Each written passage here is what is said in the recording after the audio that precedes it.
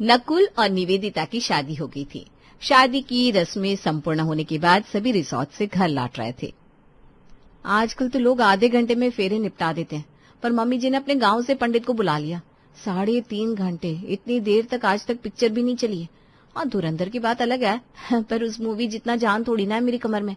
ऐसी कमर जकड़ी है कि अब बर्दाश्त नहीं हो रहा, ऊपर से घर है कि आ ही नहीं रहा है। खुद ही खुद में बात करते हुए निवेदिता अजीब सा एक्सप्रेशन दे रही थी। रियल रेयर व्यू मिरर में अपनी भाभी की शक्ल देखकर नेहा कहती है, क्या हो गया भाभी, किन ख्यालों में खोई हैं आप? बड़ी सुस्त सुस्त लग रही है। अभी तो आपको घर जाना है, अपने ससुराल वालों से मिलना है। असली मिलन तो अभी होने वाला है और आप अभी तक ऐसे कैसे चलेगा भैया? जरा जगाओ भाभी को, कोल्ड ड्रिंक कॉफी पिलाओ। नहीं नहीं, मैं बिल्कुल ठीक हूँ दीदी। मैं तो सोच रही थी कि हमारे घर के पास भी तो रिजॉर्ट है, फिर इतनी दूर रिजॉर्ट क्यों लिया गया? ओह, शादी का सीजन है तो शायद पास वाले सारे बुक हो गए होंगे ना पहले से। क्यों, तुम्हें ये रिजॉर्ट पसंद नहीं है? शादी के बाद तो दोनों परिवार के बीच में बात हुई थी, सबने एग्री किया था इस वेन्यू के लिए। नहीं नहीं, आप बुरा मान गए। अब अगर ससुराल वाले लड़की के घर वालों के सामने किसी चीज का प्रस्ताव रखेंगे तो वो तो मानेंगे ना। और मैं तो आपके रिश्तेदारों के लिए कह रही हूँ। दादी जी आई हैं, चाचा जी आए हैं, कितने सारे लोग हमारे गांव से आए। उन लोगों को कितनी तकलीफ हो रही होगी ट्रैवल करने में। गांव के लोगों को इन चीजों से तकलीफ नहीं होती भाभी, अब तो फिर भी गाड़ी में है। गांव से आए हुए मेहमान 11 नंबर की बस से आ रहे हैं। अच्छा अच्छा, बस बुक हो गई थी। चलो अच्छा है। वही मैं सोचूं, नकुल जी के हाथ में कोई काम दिया गया हो और वो उसे सही से ना करे, ऐसे कैसे हो सकता है? नहीं भाभी, अब समझी नहीं, जरा खिड़की के बाहर देखिए।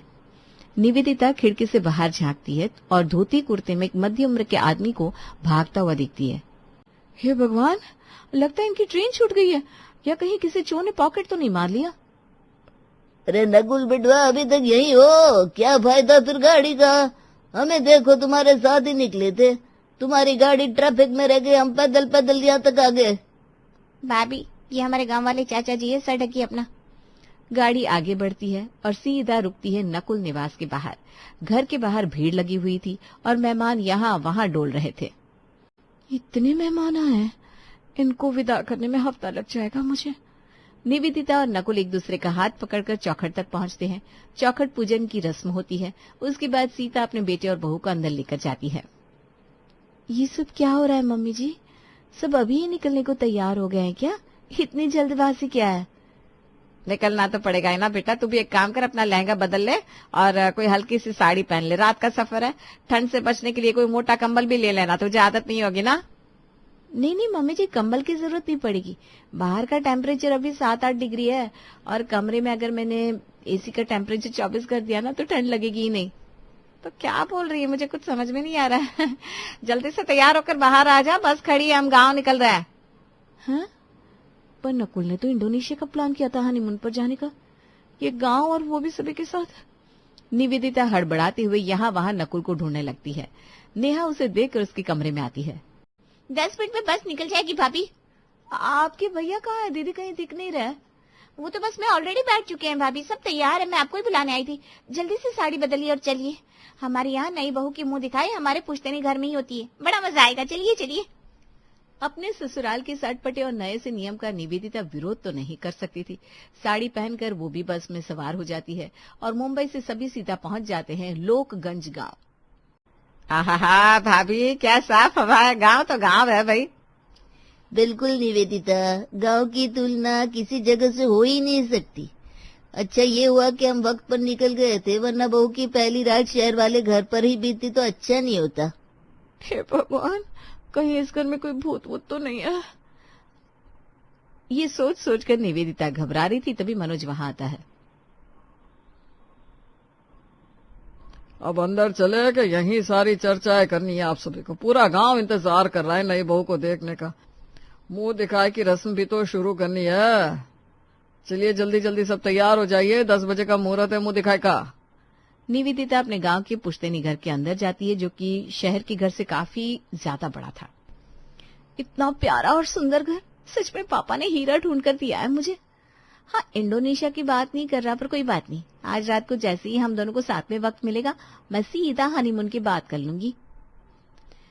गांव से नकुल निवेदिता की शादी में आए हुए सभी मेहमान वापस अपने डेरे को लौट चुके थे। सभी मेहमान अपने अपने घरों में जाकर नहा धोकर तैयार हो जाते हैं और ठीक 10 बजे मधुमती निवेदिता के कमरे में आती है। ऐसे क्या देख रही है बहू, पहचाना नहीं क्या मुझे? तेरी जो सास की सास थी ना, वो मेरी सास की बड़ी अच्छी सहेली थी। दोनों की शादी एक वक्त पर हुई थी, बहनों की तरह रहती थी दोनों। फिर तेरी सास और मैं जिठानी देवरानी की तरह रहने लगी, तो उस हिसाब से मैं तेरी चच्ची सास हुई। प्रणाम चाची जी।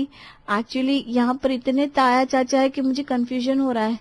गांव में सभी को एक साथ लेकर चलते हैं ना? एक साथ लेकर क्यों चलेंगे, सब एक ही तो है। अब तैयार होगी बहू तो बाहर चलते हैं, मुंह दिखाई की रस्म करनी है ना। 3 घंटे पहले तो बाहर कोई इंतजाम नहीं था, लगता है अभी टेंट लगाया होगा। मधुमती निवेदिता को घर के बाहर खुले से चबूतरे के पास ले जाती है, जहां सभी औरतें मुंह दिखाई की रस्म के लिए उतावली हो रही थी। घूंघट के अंदर से निवेदिता मधुमती को कोनी मारते हुए कहती है, चाची जी, चाचा जी सुनिए ना, ये सब क्या हो रहा है? इतने खुले में मुंह दिखाई की रस्म, या तो किसी एक औरत ने भी मेरा मुंह दिख लिया तो पूरा गांव मेरा मुंह देख लेगा। ये लीजिए, सुन लीजिए भाभी क्या कह रही है आपकी बहू। खुले में मुंह दिखाई नहीं जजरे से। अरे बहू, ये हमारे खानदान का नियम है। मैं भी जब ब्याह कराई थी ना तो सीधा इसी घर में लाया गया था मुझे, और पूरे 3 साल यहाँ गुजारने के बाद ही फिर मैं तेरे पापा के पास शहर गई थी। वैसे अभी तो ठंडी की छुट्टियां हैं तो मैं सोच रही हूँ 2-3 महीने यहाँ रुक जाओ। क्या मधुमती, कैसा रहेगा? बड़ा अच्छा रहेगा भाभी, इस खुले खुले वातावरण का मजा भी ले लेंगे सब साथ में। मैं तो कहती हूँ मुंह दिखाई तो हो गई, आज ही लगे हाथ पहली रसोई भी करवा देते हैं। जाओ प्राची, जूली, निवेदिता को छत पर ले जाओ। घूंघट के अंदर बैठी निवेदिता का हाथ दोनों ओर से प्राची और जूली पकड़कर उसे अंदर लेकर जाती है। मैं तो छोटे से शहर से आई थी, पर फिर भी एडजस्ट नहीं कर पाई। मानना पड़ेगा तुम्हें निवेदिता, तुम मुंबई जैसी सिटी छोड़कर यहाँ आई हो। बाप रे बाप, इस गांव में कैसे रिश्ता कर लिया तुमने? आप ऐसा क्यों बोल रही हैं प्राची? क्योंकि अभी तुम्हें अपनी पहली रसोई बनानी है, किचन में नहीं, छत पर। निवेदिता का तो गला ही सूख जाता है। घूंघट ओढ़े निवेदिता छत की सीढ़ियों पर चढ़ रही थी कि उसका पैर सीढ़ी से टकरा जाता है और वो धड़ाम से वहीं गिर जाती है। घबराने की बात नहीं है, ये तो बड़ा अच्छा शगुन है। पहली बार मैं भी ना इसी तरह गिरी थी, उसके बाद तो मेरे हाथ की खाने ने जो कमाल किया था, वाजी वाह। और यही अगर निवेदिता का सर फट जाता तो क्या होता? क्या ही होता, किसी को कोई फर्क नहीं पड़ता। छत पर पहुंचते ही निवेदिता अपने चेहरे से घूंघट हटा देती है। ये चूल्हा क्यों रखा हुआ है यहाँ? इतना अच्छा घर है, मॉडर्न किचन है, और खाना छत पर, वो भी चूल्हे पर क्यों बनाऊं मैं? अच्छा, आज पूजा हुई है शायद इसलिए। इधर आओ निवेदिता, ये बगल वाला घर जिसकी छत पर 2 चूल्हे हैं ना, ये मेरा ही छत है। यहाँ सभी के घर बड़े बड़े और मॉडर्न है, और खाना खुले खुले वातावरण में छत पर चूल्हे पर बनता है। सिर्फ पहली रसोई के दिन नहीं, तीनों वक्त, हर रोज। क्या? बेचारी निवेदिता के तो होश ही उड़ जाते हैं। किसी तरह चूल्हे पर खीर बनाकर वो अपनी पहली रसोई निपटाती है। दोपहर में फिर से खाना बनाने की जिम्मेदारी उसके सर पर आ जाती है। बाप रे बाप, कितनी गर्मी लग रही है यहाँ। सूरज तो लग रहा है सीधा सर पर ही आग उगल रहा है। घर पर तो कभी बालकनी में भी 2 मिनट नहीं बैठी थी मैं। वैसे ये नियम जिसने भी बनाया है ठीक ही तो बनाया है। देखा जाए तो इससे शरीर को सूरज की गर्माहट मिल जाएगी। एक काम करती हूँ, रात का खाना भी अभी निपटा देती हूँ ताकि रात को ठंड में छत पर आकर ठिठुरना ना पड़े। निवेदिता की आवाज सुनकर छत की दीवार की उस तरफ से जूली कहती है, अगर ऐसा ही होता तो क्या हम रात का खाना भी नहीं बना सकते थे? एक बात कहूंगी निवेदिता, कुछ गर्मा गर्म कपड़े और कंबल अपने साथ रख लेना। निवेदिता हैरान थी, उसकी पड़ोसन ने ऐसा क्यों कह रही है, पर वो उनकी बात पर ध्यान न देते हुए खाने का काम निपटाकर नीचे आ जाती है। दोपहर से शाम हो जाती है और शाम से रात। पूरा परिवार एक साथ बैठकर डाइनिंग टेबल पर खाना खा रहा था। जल्दी से खाना खाकर अपनी ननद के साथ छत पर बिस्तर लगा देना बहू। इतनी सर्दी में आप छत पर क्यों सोएंगी मम्मी जी? नीचे इतने सारे कमरे तो हैं। क्या सीता, तूने बहू को गांव के नियमों के बारे में नहीं बताया? हमारे गांव में सभी छत पर सोते हैं बेटा। निवेदिता अपने कमरे में यहाँ से वहां चक्कर लगा रही थी, तभी नकुल वहां आता है। ये क्या मजाक हो रहा है मेरे साथ नकुल जी? सुबह पहले मुझे मेरे ससुराल से सीधा इस गांव के घर में लेकर आ गए, फिर कहा गया छत पर खाना बनाओ, वो भी मैंने मान लिया, पर ठंड में छत पर कौन सोता है? शादी के वक्त ही दोनों परिवारों में बातें हो गई थी कि तुम हमारे घर के नियम मानोगी, और ये हमारे घर के नियमों में से एक है। मैं भी छत पर ही सोने जा रहा हूँ, ऐसा नहीं कि तुम्हें अकेले छत पर भेजा जा रहा है। नेहा के साथ साथ निवेदिता छत पर बिस्तर लगाने जाती है और देखती है आसपास के सभी घर वाले अपने अपने छतों पर बिस्तर लगा रहे हैं। इतनी ठंडी हवा में छत पर कैसे सोऊंगी मैं? एक एक करके निवेदिता के सास, ससुर, ताई सास और बाकी सब घर वाले छत पर आ जाते हैं। ये हुई सुहाग रात। एक और सास सो रही है, दूसरी और ननद, कुछ दूरी पर पति और फिर ससुर जी, फिर ताया ससुर, ताई सास। उफ, नई बहू के साथ सास ससुर कैसे यहाँ सोते हैं? ऐसे तो इन्हें चेहरा ढककर मुझे ऊपर लाना था और ऐसे सभी के सामने छत पर सुला रहे। निवेदिता अपने दोनों तरफ देखती है। हाय राम, सुबह से एक तिनका भी नहीं उठाया किसी ने और बिस्तर पर गिरते ही सो गए। इतनी ठंडी हवा में इन्हें नींद कैसे आ रही है, भगवान जाने। चारों तरफ से आ रही खर्राटों की आवाज निवेदिता को ये इशारा कर रही थी कि तुम्हें भी इसी माहौल में सोना होगा।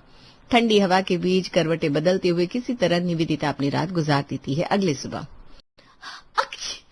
गले की बैंड बजाती इस नियम ने। अरे क्या जरूरत थी छत पर सुलाने की मुझे? मेरे सर पे इतना मोटा गद्दा था, उसके बाद भी पूरे शरीर में ठंडक फैल गई। बाप रे बाप। चीखती हुई, कराहती हुई निवेदिता अपने कमरे में झाड़ू लगा रही थी कि हॉल में सीता आवाज देते हुए कहती है, क्या हो गया बहू, तो छींक पर छींक क्यों मारी है? लगता है गांव की शुद्ध हवा भाभी को सूट नहीं कर रही। क्यों भाभी? यही मौका है मम्मी जी से बात कर लेती हूँ। मुझे ना छत पर सोने की आदत नहीं है मम्मी जी। पूरी रात ठंड से कांपती रही मैं, इस कारण मुझे सर्दी जुकाम हो गया। मेरे बदन में भी ना बहुत दर्द हो रहा है। खैर मैं तो फिर भी जवान हूँ, कर लूंगी बर्दाश्त। आप सबकी तबीयत कैसी है मम्मी जी? अरे मुझे क्या होगा बहू, हम पिज्जा बिज्जा खाकर बड़े नहीं हुए हैं। ये प्राकृतिक हवा, अच्छा खान पान शरीर में गया है हमारे, और बाकी तो सहने की क्षमता होती है। अपनी ननद को देख ले, ये तो तुझसे भी छोटी है। हमारे साथ ये भी तो छत पर सोई थी ना, क्या हुआ इसे? जहां तक बात रही तेरी तबीयत की, तो टेंशन की बात नहीं है। चल मेरे साथ, हल्दी का दूध पिला देती हूँ तुझे, देखना फिर कैसे तेरी सर्दी गायब होती है। दिन गुजर जाता है। रात को फिर से छत पर बिस्तर लगने शुरू हो जाते हैं। आज निवेदिता बर्तन धोने का बहाना देकर छत पर जाने में देरी कर देती है। तुम ये चादर से ही सलवटें हटाती रहोगी क्या आज? चलो देरी हो रही है, सोना नहीं है क्या? सब ऊपर जा चुके हैं। वही तो, सब ऊपर जा चुके हैं और नीचे हम दोनों अकेले हैं। शादी के बाद हम दोनों को एक दूसरे के साथ वक्त ही नहीं मिला। पूरा दिन तो सभी आसपास रहते हैं और ऊपर तो पूरा परिवार क्या मोहल्ला रहता है, तो थोड़ा समय हम दोनों को साथ में भी बिताना चाहिए ना। अच्छा, तो तुम्हें मेरे बाजू में सोना है ताकि मुझसे बात कर सको। कोई बात नहीं, ये भी हो जाएगा। हमारे घर में सब फ्रैंक है। ये कहकर नकुल निवेदिता का हाथ पकड़कर उसे छत पर ले जाता है। बिस्तर पर जाते ही मुंह ढककर नकुल तो सो जाता है और मच्छर परेशान करना शुरू कर देते हैं निवेदिता को। हे भगवान, क्या जुल्म है ये। मैंने सोचा था इसी बहाने नकुल को नीचे रोक लूंगी और आराम से कमरे में सो जाऊंगी, पर देखो मेरी किस्मत, नीचे रुके नहीं और ऊपर आते ही सो गए। घड़ी का काटा आगे बढ़ रहा था। 12 से 1, 1 से 2।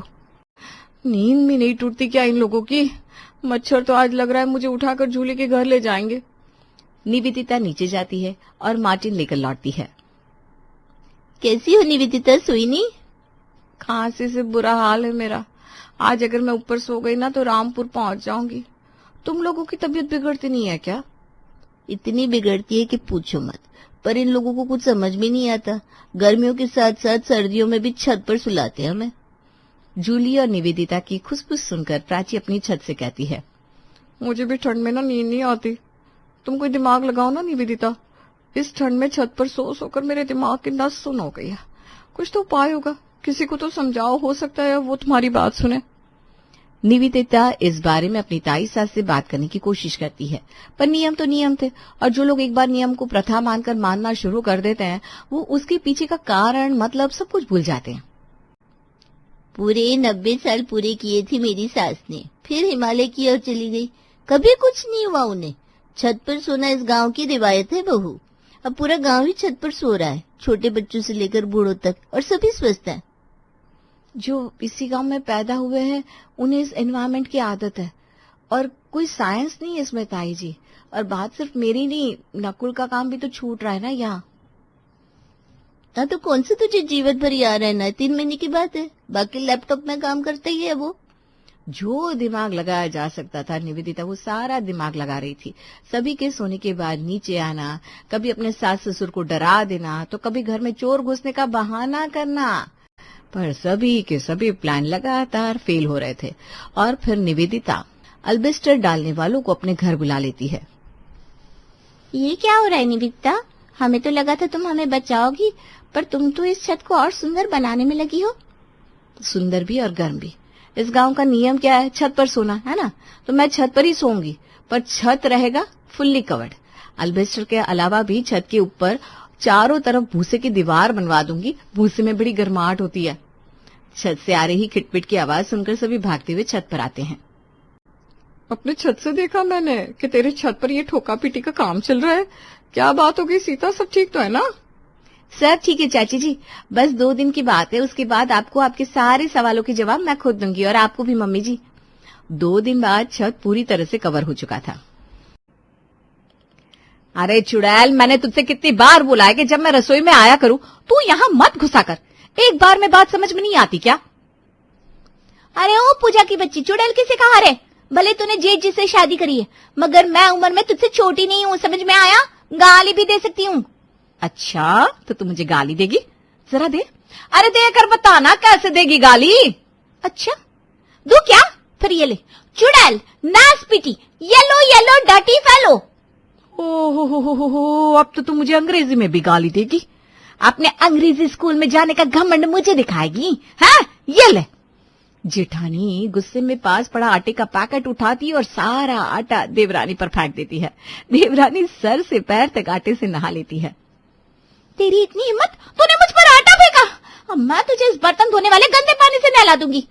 देवरानी एक बाल्टी उठा लेती है जिसमें धुले हुए गंदे बर्तन का पानी था, और वो उठाकर जेठानी पर डाल देती है। इसके बाद दोनों एक दूसरे के बाल नोच नोच कर लड़ने लगती है। शोर सुनकर वहां बाकी परिवार भी आ जाता है। हे भगवान, फिर से शुरू हो गया आप दोनों। शीला, तुमको शर्म नहीं आती? पूजा भाभी से इस तरह से लड़ती हो? अरे वो रिश्ते में तुमसे बड़ी है। अरे इसे शर्म क्यों आएगी देवर जी? ये तो 1 नंबर की बेशर्म है, बेशर्म। अरे ये बस स्कूल गई है, वहां जाकर सीखा कुछ नहीं इससे। जाने वहां क्या करती होगी। अब बहुत ज्यादा हो रहा है पूजा, एक शब्द और बोला ना तो मैं तेरे सारे बाल उखाड़ लूंगी, समझी? ये सुनकर सास कुसुम गुस्से में आती है और दोनों को अलग कर देती है। मोहित, पंकज, गलती इन दोनों की नहीं, गलती मेरी है जो मैंने इनकी शादी तुम दोनों से कराई। ना मैं इनकी शादी यहाँ अपने घर करती और ना ही मुझे रोज रोज कलेश देखने पड़ते। अब तुम दोनों बताओगी आखिर बात क्या थी? वो माँ जी, मैं रसोई में चाय बनाने आई थी, पीछे से ये भी आ गई। मैंने इसे कितनी बार बोला है जब मैं रसोई में आया करूँ तो ये ना आया करे, मगर ये फिर भी आ गई। और जब मैं चाय में चीनी डाल रही थी तो इसे मुझे धक्का दिया, जिससे सारी चीनी चाय की जगह दाल के पतीले में गिर गई। क्या? मेरी बनाई सारी दाल में चीनी गिरा दी? माँ जी ये झूठ बोल रही है, मैंने धक्का नहीं दिया, ये खुद ही फिसल गई और मेरे ऊपर इल्जाम लगा रही है। हे भगवान, तुम दोनों का क्या करूं? इतनी मेहनत से मैंने दाल बनाई थी, तुम दोनों से कोई ढंग का काम होता ही नहीं, और जब मैं करती हूँ तो वो भी बिगाड़ देती हूँ। मगर माँ जी। चुप, एकदम चुप। तुम दोनों की सजा यही है कि आज तुम दोनों को रात का खाना नहीं मिलेगा, तभी तुम दोनों की अकल ठिकाने आएगी। ये सुनकर पूजा और शीला को फिर से एक दूसरे पर बहुत गुस्सा आता है और दोनों पैर पटकते हुए अपने अपने कमरे में चली जाती हैं। मोहित, पंकज और कुसुम एक दूसरे की तरफ देखने लगते हैं। माँ, आखिर हम इनका क्या करें? ये इनकी लड़ाइयां तो दिन ब दिन बढ़ती जा रही है। हाँ माँ, कुछ समझ में ही नहीं आ रहा। मुझे नहीं पता, अगर तुम दोनों ने आज के आज इन दोनों को शांत नहीं करवाया तो मैं तुम चारों को घर से निकाल दूंगी, समझे? और हाँ खबरदार, जो तुम दोनों ने अपनी अपनी पत्नियों को रात में खाना देने की कोशिश करी तो। इतना कहकर कुसुम गुस्से में वहां से चली जाती है। दोनों भाई थक कर जमीन पर बैठ जाते हैं और अपना अपना सर पकड़ लेते हैं। भैया पता नहीं अब हमारा क्या होगा। ये रोज रोज का बिग शो न जाने कब बंद होगा। घर तो एक मैदान बन गया है जहाँ रोज रोज युद्ध होता है। बात तो तेरी सही है, मगर एक तरीका है पंकज, जिससे हम ये दोनों देवरानी जेठानी की लड़ाई रोक सकते हैं और फिर माँ हमें घर से बाहर नहीं निकालेंगी। अच्छा, ऐसा क्या तरीका है भैया?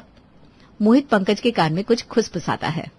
ठीक है, फिर मैं शीला को समझाने की कोशिश करता हूँ और आप पूजा भाभी को समझाइए। ठीक है, हम ये कर सकते हैं। दोनों भाई अपने अपने कमरे में चले जाते हैं जहाँ शीला और पूजा मुंह फुलाकर बैठी थी। पूजा, अच्छा पूजा, मेरी बात सुनो। अब सुनने को क्या रह गया है? इतना सुनाया ना मुझे माँ जी ने, तब तो आपके मुंह में दही जमा हुआ था, अब आए यहाँ मक्खन लगाने। जाइए यहाँ से। अरे सुनो तो सही, अभी यहाँ कमरे में तुमसे कोई मिलने आएगा, और बिल्कुल भी गुस्सा मत करना, क्योंकि अगर माँ आ गई तो वो हम सबको घर से निकाल देगी, समझी? क्या?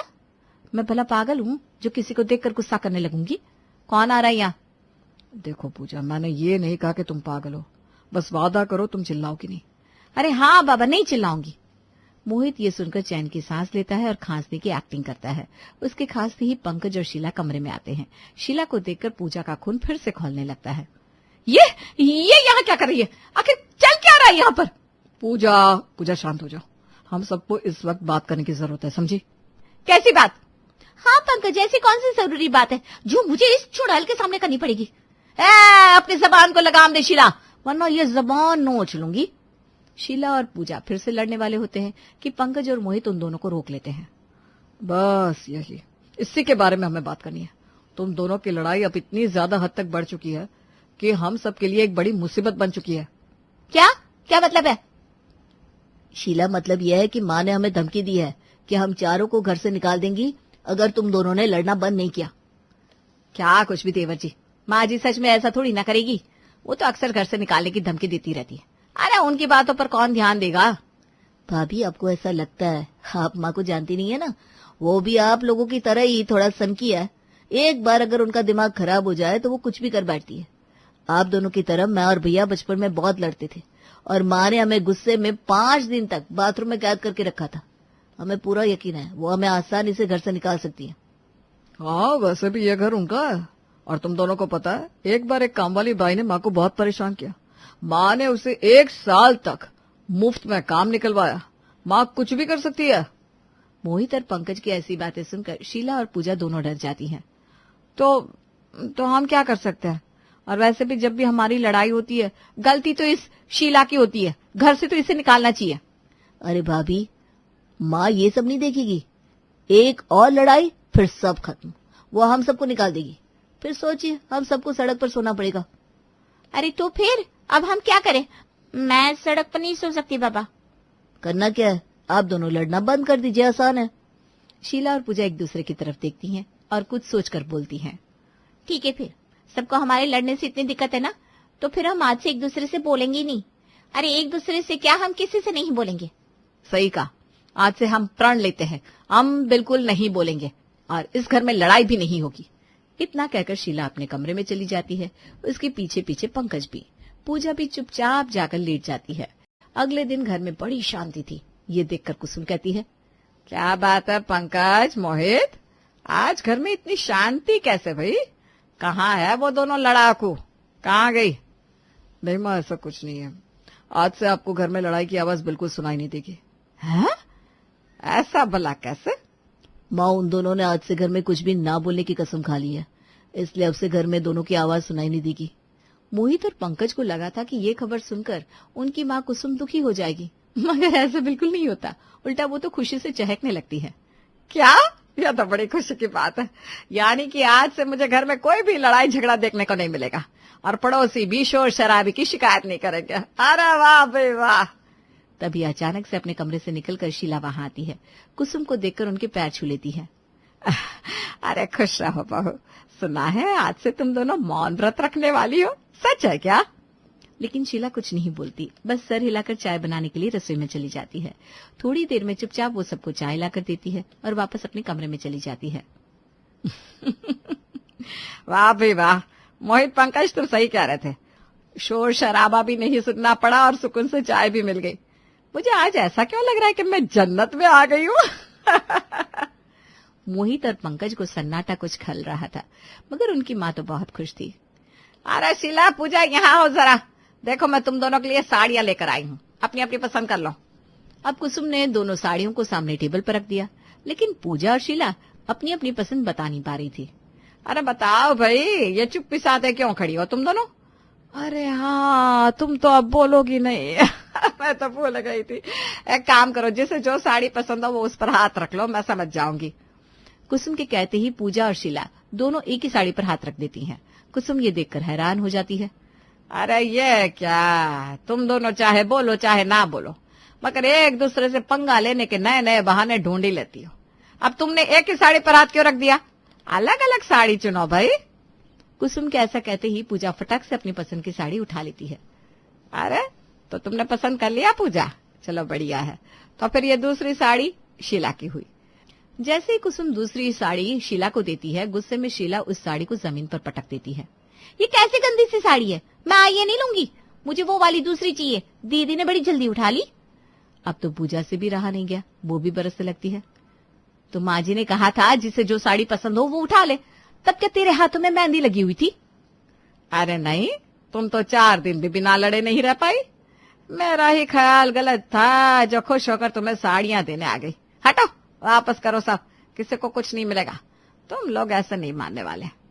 गुस्से में कुसुम दोनों साड़ियां उठाकर कमरे में ले जाती है और दरवाजा पटक कर बंद कर देती है। अरे बाप रे, ये तो बड़ी गलती हो गई हमसे। माँ जी तो बहुत नाराज हो गई है, हमें चुप रहना चाहिए था। अब क्या होगा दीदी, कहीं माँ जी हम सबको घर से ना निकाल दे। मुझे तो उनके गुस्से से बहुत डर लगता है, आप ही कुछ करो ना। अब भला करने को क्या रह गया है, चुप रहकर भी देख लिया, कोई फायदा नहीं हुआ। तो क्यों ना अब कुछ अलग किया जाए, कुछ ऐसा जिससे माँ जी को हमसे कोई शिकायत ही ना रहे। हैं? ऐसा भला क्या कर सकते हम? एक दूसरे से प्यार। क्या? छी छी, तेरा दिमाग खराब हो गया है क्या शीला? कैसी बातें कर रही है तू? कुछ ज्यादा ही अंग्रेजी फिल्में देख ली है लगता है। अरे चुप करो दीदी, मैं उस प्यार का नहीं बल्कि प्यार से रहने की बात कर रही हूँ। क्यों ना हम एक दूसरे से बात करने के बजाय एक दूसरे से बहुत प्यार से बात करें, इससे माँ जी बहुत खुश हो जाएंगी। अरे वाह, ये तो वाकई में बहुत अच्छा विचार है। तो बस तय रहा, अब कल से इस घर में देवरानी जेठानी के प्यार के किस्से गूंजेंगे। अगले दिन सुबह सुबह कुसुम बहुत खराब मूड से अपने कमरे से बाहर निकली। इन चारों के चारों को घर से भगा दूंगी, पर कम से कम चैन से तो रह पाऊंगी। मेरे लड़के अपनी पत्नियों को संभाल नहीं पाते, रोज रोज इस घर में तरह तरह के कलेश होते हैं। कुसुम अपनी सोच में डूबी चली जा रही थी, तभी उसने जो नजारा देखा उसके तो होश ही उड़ गए। सामने शीला बैठी थी और पूजा उसके सर में तेल मालिश कर रही थी। ये क्या, मैं नींद में चल रही हूँ क्या? ये सब क्या है? अरे मोहित, पंकज, जरा जल्दी आना तो। कुसुम के चिल्लाने पर दोनों बेटे भागे भागे आते हैं। क्या हुआ माँ, इतने जोर से क्यों चिल्लाई? अरे सामने देखो क्या हो रहा है ये। अरे ये आप दोनों क्या कर रही है? क्या बात है, अब क्या नया तमाशा है ये? अरे इसमें तमाशा क्या है, शीला ने कहा उसके सर में दर्द हो रहा है, तो मैंने सोचा उसके सर में गर्म तेल से मालिश कर दूं, आराम मिल जाएगा। हाँ, और मैंने आप सबके लिए मसाला चाय भी गैस पर रख दी है। माँ जी, आज जरा चाय निकाल लेंगी क्या? अरे मगर ये जानी दुश्मनी प्यार में कैसे बदल गई? हमें समझ में आ गया माँ जी कि प्यार से रहने में ही सबकी भलाई है, बस इसीलिए। अब आप ये सब छोड़िए ना, चाय निकाल लीजिए, वरना वो जल जाएगी ना। अरे मगर घर में सबको इलायची की चाय पसंद है ना, फिर मसाला चाय क्यों? वो दीदी को मसाला चाय पसंद है ना, तो आज मैंने उनकी पसंद की चाय बना दी। क्या फर्क पड़ता है? पूजा और शीला की दोस्ती से अचानक से घर का सारा माहौल ही बदल जाता है। अब घर में कलेश भी नहीं था और दुश्मनी का सन्नाटा भी गायब था। अब पूजा और शीला के प्यार के गीत सारे घर में गूंज रहे थे। शीला, आज मैंने तेरी पसंद का खाना बनाया है, आज तुझे मैं अपने हाथों से बिठा कर खिलाऊंगी। वाह वाह, घुइया की सब्जी मुझे बहुत पसंद है। मगर मुझे ये घुइया एकदम पसंद नहीं है। तुमने ये क्यों बनाई पूजा? अगर बनाई भी थी तो साथ में कुछ और सब्जी बना देती। अरे एक बार रसोई में खड़े होकर खाना बना कर देखिए, तब पता चलेगा कितनी मेहनत लगती है। आपने तो बड़ी आसानी से बोल दिया 2 सब्जी बना दो। क्या आप भी चुपचाप खाइए ना भैया, कलेश के पनीर से तो शांति की घुइया अच्छी होती है। हाँ भाई, लगता है अब ऐसा ही करना पड़ेगा। घर में 2-3 दिन तक यही चलता रहा। कभी पूजा शीला की पसंद का खाना बनाती, कभी शीला पूजा के पैर दबाती। सारा मोहल्ला हैरान था ये देवरानी जेठानी का प्यार देखकर। पूजा, तू कुछ काम नहीं कर रही ना? तो चल मेरे साथ बाजार तक चल, सब्जी लेना जाना है, और भी कुछ काम है। क्या? तो शीला को ले जाइए ना माँ जी। अरे अब इसमें शीला का क्या काम भला? फालतू में एक जन का भाड़ा ज्यादा लगेगा, और पीछे से घर में कोई रहेगा तो अच्छा है ना। तू चल अकेले। नहीं नहीं माँ जी, मैं शीला को लिए बिना कहीं नहीं जाऊंगी, बस मैंने तय कर लिया है। अरे मगर फिर घर पर कौन रहेगा? नहीं माँ जी, शीला के बिना मेरा बाजार में दिल नहीं लगेगा, आप ले चलिए ना उसे भी प्लीज। पूजा सास के आगे जिद करके जबरदस्ती शीला को साथ ले रही थी। वहीं उसकी सास कुसुम को ये सब जरा भी नहीं भा रहा था। दीदी वो देखो, आपकी मनपसंद बताशे वाला आया है, चलो पहले बताशे खाते हैं।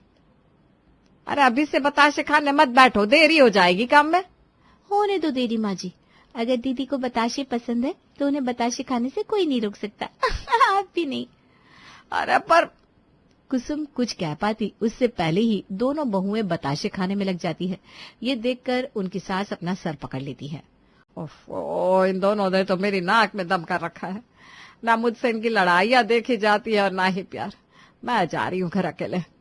कुसुम दोनों को वहीं बाजार में छोड़कर घर वापस आ जाती है। उसे गुस्से में देखकर पंकज और मोहित कहते हैं, क्या हुआ माँ, अब गुस्से में क्यों है?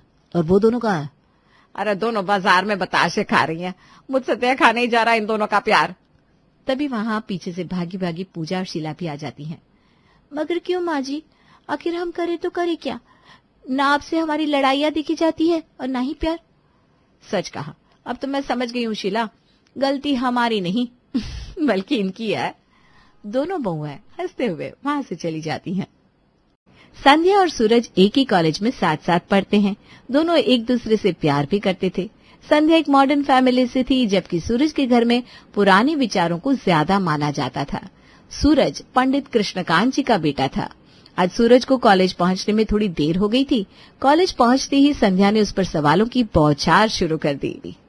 कितनी देर कर दी सूरज, कहाँ थे इतनी देर से? न फोन किया न मैसेज, ऐसी कौन सी आफत आ गई थी? अरे बस बस बस, इतने सारे सवाल, तुम तो बोलती ही चली जा रही हो। पहले सुनो तो सही मैं क्या कहना चाहता हूँ। हाँ बोलो, मैं सुन रही हूँ।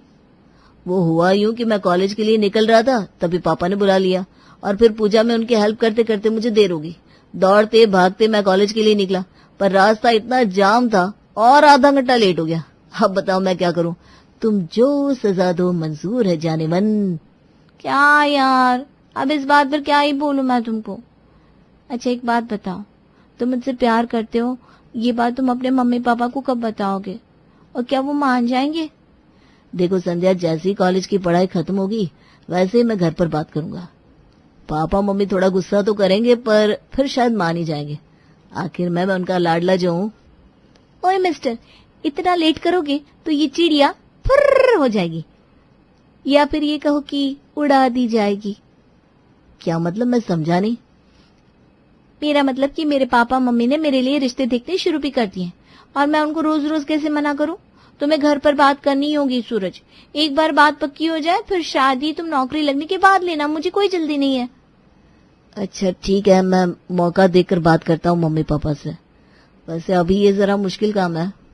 मुश्किल काम तो है, तो उसे आसान बनाना पड़ेगा। वरना सोच लो, मेरे लिए तो एक से बढ़कर एक रिश्ते आ रहे हैं। सबके घर में नौकर है, चाकर है, गाड़ियां हैं। हाँ तो हमारे घर में भी 5-5 नौकरानियां हैं। हम किसी से कम है क्या? 5 नौकरानियां?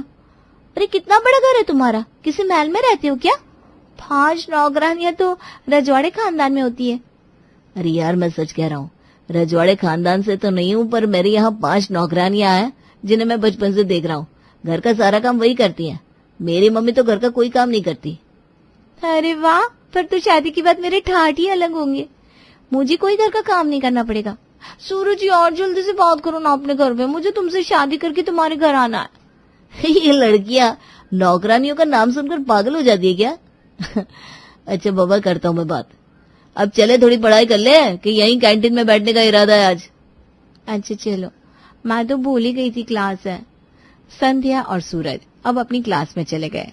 कॉलेज खत्म होने के बाद सूरज घर गया और उसने जाकर अपने मम्मी पापा से संध्या के बारे में बात की।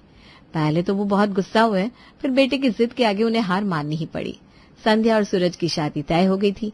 कुछ दिन बाद सूरज की नौकरी लगती ही सूरज और संध्या की धूमधाम से शादी हो गई और संध्या सूरज के घर दुल्हन बनकर आ गई। आओ आओ संध्या, इस घर में तुम्हारा स्वागत है बेटा। इस चावल के कलश को अपने दाहिने पैर से गिराकर घर में प्रवेश करो। आशा, जाओ आरती की थाली लेकर आओ, मेरे बेटे बहू की आरती करनी है। हाँ मेम साहब, अभी लाती हूँ मैंने आरती की थाली पहले ही सजा दी थी। संध्या और सूरज ने गृह प्रवेश किया। रुक्मिणी ने दोनों की आरती उतारी और फिर कहा, संध्या बेटा, आज से ये घर तुम्हारा है।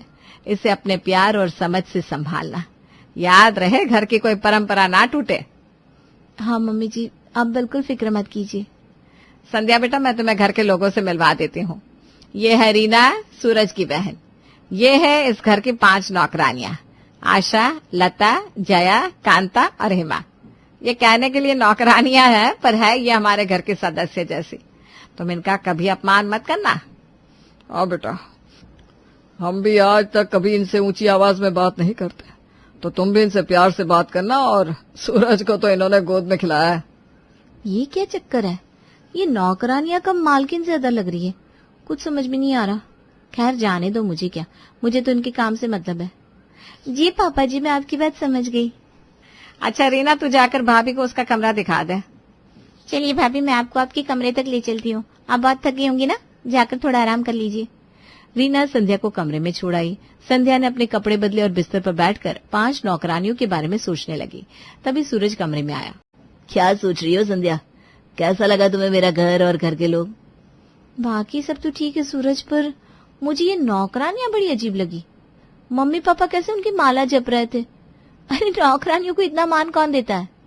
ये आज से हमारे साथ नहीं है, ये तो तब से इस घर में है जब शायद मैं पैदा भी नहीं हुआ था। और इतने सालों से कोई भी साथ रहे तो लगाव तो हो ही जाता है ना। पर तुम्हें क्यों टेंशन हो रही है? किसी ने कुछ कहा है क्या? नहीं सूरज, किसी ने मुझसे कुछ नहीं कहा। बस मेरे मन में ना ये 5 नौकरानियों को लेकर बात आई तो तुमसे पूछ लिया, और कोई बात नहीं है। चलो बहुत रात हो गई है, सो जाते हैं। सूरज के कहने पर संध्या लेट गई और थकी होने के कारण उसे लेटते ही गहरी नींद आ गई। सुबह कब हुई उसे कुछ पता न चला। तभी दरवाजे की खटखट से संध्या और सूरज की आंख खुली। दरवाजे पर कोई आवाज दे रहा था। सुबह हो गई है बेटा, उठ जाओ दोनों, मैं तुम दोनों के लिए चाय लाई हूँ। अरे लता आंटी, आप क्यों चाय लेकर आई? हम दोनों हॉल में आ जाते चाय पीने। अरे कोई बात नहीं बेटा, ये लो चाय। चाय पीकर तैयार होकर बाहर आ जाओ, जल्दी करो। हाँ, मेम साहब बुला रही है। हम आते हैं थोड़ी देर में तैयार होकर। लता चली गई। तब संध्या ने सूरज से पूछा, अच्छा सूरज एक बात बताओ, ये लता तुम्हें तुम कहकर क्यों बुला रही थी? ये तो तुम्हारे घर की नौकरानी है ना, इसे तुमसे इज्जत से बात करनी चाहिए ना। अरे संध्या, मैंने तुम्हें बताया तो था, मेरे बचपन से है, इन्होंने मुझे पाल पोस कर बड़ा किया है। अगर इन्होंने तुम्हें पाला है तो मम्मी जी कहाँ थी उस वक्त? तुम तो मम्मी जी के बेटे हो ना। यार इस घर का मुझे कुछ समझ में नहीं आ रहा। संध्या, मैं समझ सकता हूँ तुम्हारे लिए ये सब बहुत अजीब है, पर हमारे घर का सच यही है। मुझे जन्म देने के बाद मम्मी बीमार रहने लगी थी, तभी इन्होंने ही मुझे बोलना, चलना, उठना, बैठना सिखाया। ये मुझे अपने बच्चे की तरफ प्यार करती हैं। ओह अच्छा, तो क्या मुझे इनके पैर भी छूने होंगे क्या? ये सब मुझसे नहीं होगा। अरे नहीं बाबा, इतना भी नहीं करना है, बस इनसे जरा प्यार से रहना, इनका दिल मत दुखाना। ओके, मैं पूरी कोशिश करूंगी। संध्या और सूरज तैयार होकर बाहर आए। उन्हें देख रुक्मिणी ने कहा, हाय मेरी बहू कितनी प्यारी लग रही है, किसी की नजर ना लगे इन दोनों की जोड़ी को।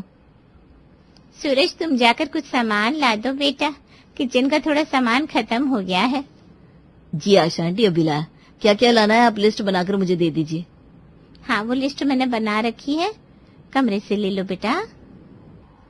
है? इनका कमरा भी है? ये सब तो यहाँ महारानी बनकर रहती है। नौकरानियों को इतना सर पर चढ़ाना सही नहीं होता, इन्हें कौन समझाए? लगता है मुझे कुछ करना होगा। क्या हुआ संध्या बेटा, किस सोच में डूब गई? मायके की याद आ रही है क्या?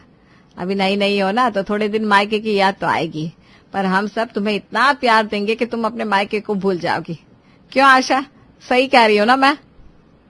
हाँ मेम साहब, एकदम सही। संध्या बेटा, तुम्हें किसी भी चीज की जरूरत हो या कुछ पूछना हो तो हम 5 में से किसी को भी आवाज लगा देना। जी जी, कह दूंगी। अभी मुझे क्या करना है? संध्या, आज तुम्हारी पहली रसोई है, तो तुम आज सबके लिए खाना बनाओगी और साथ में कुछ मीठा जरूर बनाना। आप 5 के होते मुझे खाना बनाने की क्या जरूरत है? आप लोगों को फिर किस लिए रखा गया है? संध्या, जबान संभाल कर बात करो। तुम इन्हें ऐसे नहीं बोल सकती। तुम्हें जो कहा जाए वो करो। घर की परंपरा बोलकर भी कोई चीज होती है? हाँ, नई बहू की पहली रसोई होती है, वैसी ही तुम्हारी भी होगी। जाओ जाकर खाना बनाओ। जाने दीजिए ना मेम साहब, अभी नहीं है, इस घर में कुछ जानती नहीं है, धीरे धीरे यहाँ के तौर तरीके सीख जाएगी, अभी नादान है। संध्या की तरफ से मैं आप लोगों से माफी मांगती हूँ। अरे नहीं मेम साहब, ये आप क्या कह रही हैं? हमें संध्या की बात का बुरा नहीं। अरे ये तो हद हो गई। मम्मी जी घर की मालकिन नौकरानियों से माफी मांग रही है। दाल में कुछ तो काला है। कहीं पापा जी का इन 5 से अफेयर तो नहीं है? नहीं नहीं, मैं भी क्या सोचती हूँ, वो ठहरे बिल्कुल सात्विक पंडित आदमी, उनका इन सब से दूर तक कोई नाता नहीं होगा, पर फिर भी कुछ तो है। संध्या अपने मन ही मन बड़बड़ाते हुए खाना बना रही थी, तभी रीना उसके पास आई। हाय भाभी, क्या बना रही हैं आप? खुशबू बड़ी अच्छी आ रही है। मैं ना खाने में कड़ी, कट्टी की सब्जी, मिस्सी रोटी, कुरकुरी भिंडी बना रही हूँ, और मीठे में सोचा दाल का सिरा बना लूं। वाह भाभी, मैंने तो सुनकर ही मुंह में पानी आ गया। आज तो खाने का मजा आ जाएगा। पर आपको पता है ना, हमारे यहाँ खाने में प्याज लहसुन नहीं डलता। हाँ हाँ, मुझे पता है, सूरज ने बताया था। पता है भाभी, हमारे यहाँ जया आंटी ना बहुत अच्छा खाना बनाती है। उनके हाथों में जादू है। कभी कभी तो मुझे अपने हाथों से खिलाती भी है। ओह अच्छा, तुम्हारी हेमा और कांता आंटी दिखाई नहीं देती, वो क्या करती है इस घर में? कांता आंटी पापा के काम में पापा की हेल्प करती है। पापा का सारा हिसाब किताब वही देखती है। इन सबसे टाइम मिलता है तो घर का हिसाब भी देख लेती है। हेमा आंटी मुझे पढ़ाती है, घर को सजाना उनका काम है। बाकी आशा लता आंटी से तो आप मिल चुकी हैं। अच्छा ये बात है, ये सब पढ़ी लिखी है? हाँ भाभी, सब ग्रेजुएट है, पर फिर भी हमारे यहाँ काम करती हैं। पर क्यों? इतनी पढ़ी लिखी होकर ये हमारे घर में नौकरानी क्यों है? ये चाहे तो कहीं अच्छी जगह नौकरी कर सकती है, आखिर बात क्या है? अब ये तो हमने कभी पूछा नहीं, ये हमारे घर की मेंबर ही है, तो हमें कभी जरूरत नहीं लगी। हाँ, आपके इन सवालों का जवाब बस मम्मी पापा दे सकते हैं। अच्छा भाभी, आप खाना लगा दीजिए ना, मैं सबको बुला लेती हूँ। संध्या ने खाना बनाकर टेबल पर लगा दिया। सब लोग खाना खाने टेबल पर आ गए और 5 नौकरानियां खड़ी थी। संध्या खाना परोसने लगी, तभी जया ने कहा, बेटा पहले थाली परोसकर भगवान को भोग लगा दो, फिर ही सब खाना खाएंगे। ओह, तो अब इन नौकरानियों से मुझे ज्ञान भी लेना होगा। अब ये बात मम्मी जी भी तो बता सकती थी। ठीक है, भोग लगाती हूँ। संध्या ने भोग लगा दिया और सबको खाना परोसा। खाना अच्छा बनाया, पर जरा तीखा और चटपटा है। हमारे यहाँ ऐसा खाना नहीं खाते। कोई बात नहीं, तुम्हें जया सब सिखा देगी। हाँ संध्या, जया आंटी से सीखकर तुम 1 महीने में ही हमारे जैसा खाना बनाने लग जाओगी। सिखाएंगी ना आप आंटी संध्या को? हाँ बेटा सूरज, क्यों नहीं सिखाऊंगी। आखिर संध्या तेरी बीवी है और इस घर की बहू को सब सीखना तो होगा ही। हमारे बाद इसे ही तो घर संभालना है। संध्या बेटा, थोड़ी रोटियां और ले आओ, और रोटियां जरा अच्छे से सेकना। सूरज को लाल लाल सिकी हुई रोटियां पसंद है।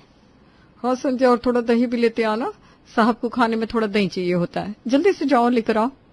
अब संध्या से ये सब सहा नहीं जा रहा था, उसे बहुत तेज गुस्सा आ रहा था। उसने गुस्से में कहा, अब सब मुझ पर हुक्म चलाने वाली होती कौन है?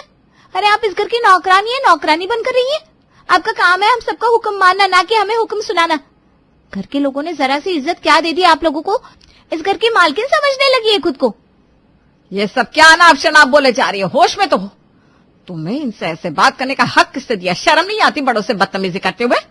तुम्हारे माँ बाप ने यही संस्कार दिए हैं तुम्हें? मेरे माँ बाप पर मत जाइए, उन्होंने मुझे हमेशा अच्छा सिखाया है और मुझे किसी को सम्मान देने में कोई प्रॉब्लम नहीं है। पर ये पांचों मुझ पर हुक्म कैसे चला सकती है? आखिर ये लोग है कौन? बस करो संध्या, ये सब क्या बोले जा रही हो? मैंने तुमसे सुबह भी कहा था कि इनसे प्यार से इज्जत से रहना। इन्होंने ही मुझे पाला पोसा है, पर तुम्हें तो किसी की वैल्यू ही नहीं है। मुझे आज अपनी पसंद पर शर्म आ रही है। हाँ, नहीं आता मुझे कुछ भी। अब खुश है आप सब, पर मैं आधे अधूरे सच के साथ नहीं रह सकती।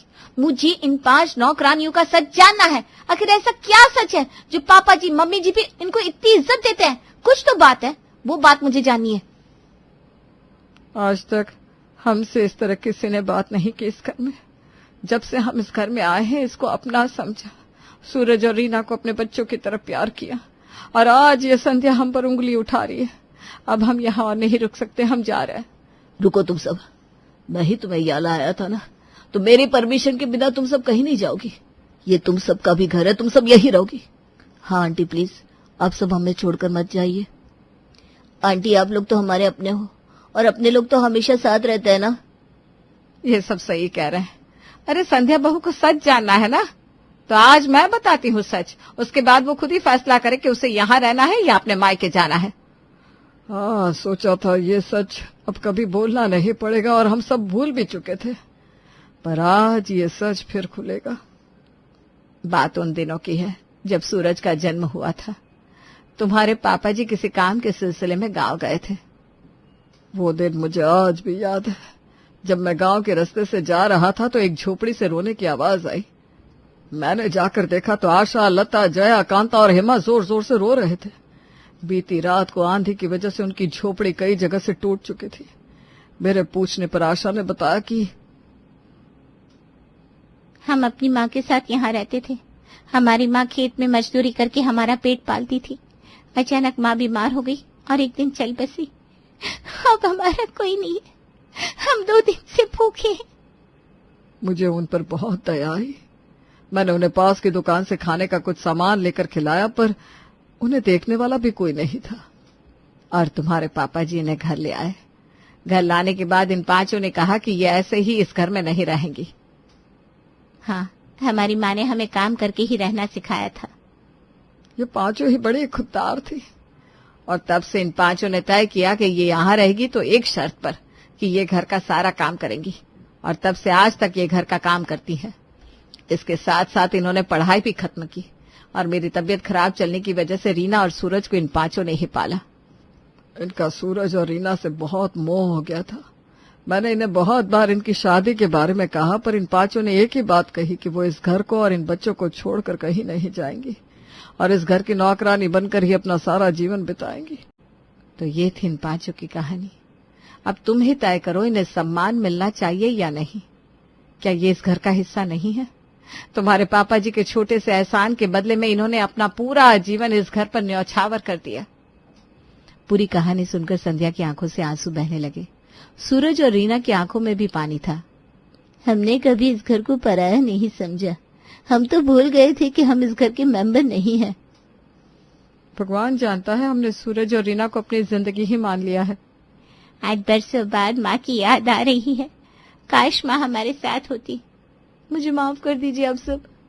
मैंने आप लोगों को समझने में गलती कर दी। मुझे नहीं पता था कि आपने इतना कुछ किया इस घर के लिए। मैं पागल तो बस बिना कुछ सोचे समझे कुछ भी बोल रही थी। हाँ आंटी, मैं आप सबसे संध्या की तरफ से माफी मांगता हूँ। प्लीज हमें छोड़कर कहीं मत जाइएगा। आप सब मेरी माँ की तरह है। भले ही आपने हमें जन्म नहीं दिया, पर माँ जैसा प्यार तो दिया है। और आज से खबरदार, अगर किसी ने इन 5 के लिए नौकरानी शब्द का इस्तेमाल किया तो मुझसे बुरा कोई नहीं होगा। भैया सही कह रहे हैं। भाभी को रहना है तो रहे इस घर में, वरना अपने मायके चली जाए। पर आज से ये 5 माँ समान मौसी कहीं नहीं जाएंगी। ये हमारे साथ ही रहेंगी। मुझे कहीं नहीं जाना। मुझे भी आप सबके साथ रहना है। और ऐसे घर से कौन जाना चाहेगा जहाँ सास के साथ साथ और 5 माँ का भी प्यार मिले। आप लोग बोलिए ना, आप लोगों ने मुझे माफ कर दिया ना। मुझे आप सबके साथ रहना है। आप सबसे बहुत कुछ सीखना भी है। अब 5 एक साथ बोल पड़ी। हाँ हाँ, हमने तुम्हें माफ किया। हाँ, हमने तुमने माफ किया। हाँ हाँ, हमने तुम्हें माफ किया। अब सब ठीक हो गया था। संध्या को भी सबक मिल गया था और उसे सच भी पता चल चुका था। अब वो उन 5 नौकरानियों की अपनी सास जैसी इज्जत करने लगी और उनका घर खुशियों से झूम उठा था।